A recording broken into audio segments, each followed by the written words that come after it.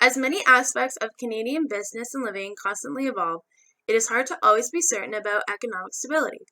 Yes, methods of predicting economic growth and decline have been established and are closely accurate in their predictions.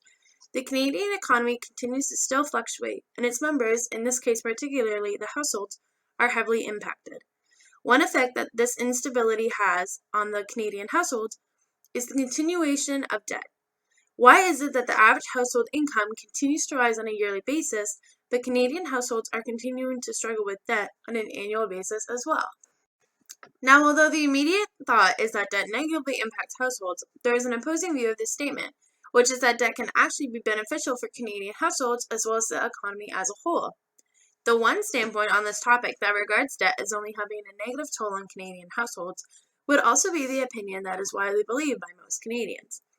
This perception of debt tends to strive from people who have or who are currently struggling with debt and understand the negatives that come with having to deal with debt. Now, alternatively, there is another way of looking at debt in a positive light. Some believe that some forms of debt, such as mortgages, car payment loans, and any other debt induced by purchasing an item that has or will retain substantial value, makes up for having to deal with debt in the short term. These individuals see this form of debt, sometimes referred to as good debt, as more of an investment and focus on the long-term financial gains rather than the immediate financial struggles. Now, although the average household income measurement incorporates all the members of a given household, something that the measurement doesn't consider is who is actually living in the household. Today, the average home no longer means a home with 2 parents, 2 children, and maybe a few pets. Recently, within the last decade, homes consisting of single parents, homes with traditional families but additional members, houses consisting of roommates, families with renters, and even 2 or more families living in the same house are becoming more prevalent.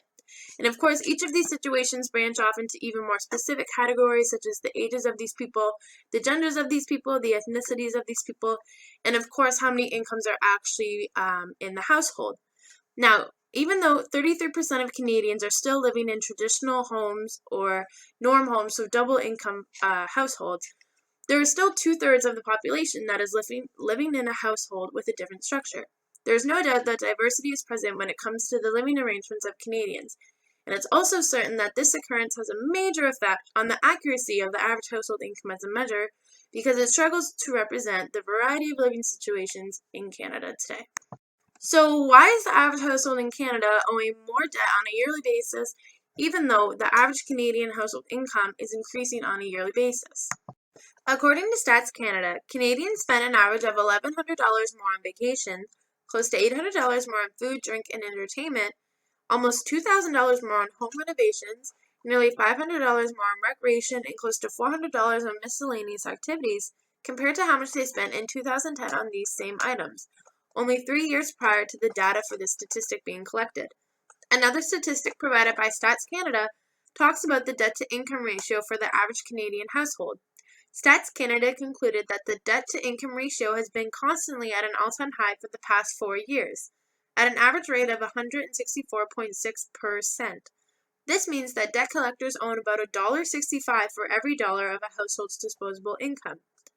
A report by CBC Business News talks about what appears to be an increase in the dollar value of loans that Canadian households are taking out. In 2014, households in Canada borrowed roughly $26.3 billion in the second quarter alone, which is even a $3.7 billion increase from just the previous quarter that year.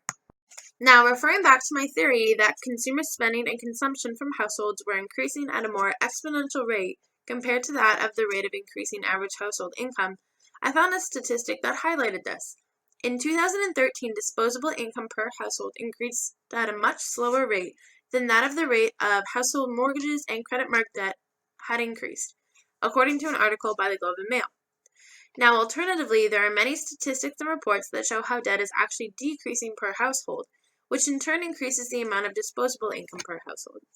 For example, the average debt balance, which is the amount of debt owed minus the money owed on interest and excluding mortgages, in 2015 had actually decreased a little over $500 compared to 2014's average debt balance. The same report by CBC News talks about the decline of households owing debt on loans after they are past due. The exact statistic was that the number of households who still owe money on loans after they are past due had actually decreased by 4%. The report concluded with an interesting statement, which is as follows. This is a positive sign that Canadians are both increasingly aware of the importance of making payments on time and have the ability to do so. And that same CBC report also mentioned how the Canadian households are actually owing less money, about 6.3 less, on interest-only debt. This helps to suggest that Canadian households can manage debt and that debt doesn't create as of a dramatic impact as it's thought to. So my position on the whole issue is that although we dislike debt and we don't like the implications of having a debt, we as consumers continue to willingly spend our disposable income, and even more so on impulsive purchases and based on our pure desires rather than our necessities. I think that it's easy for households and consumers to blame the economy and its fluctuations in strength, but at the end of the day, households are the members or one of the members who have the most control over the economy. I believe that consumer spending habits do influence how much debt a household builds, but I also agree that the state of the economy and other parties such as businesses, banks, and the government play a role in the average household debt.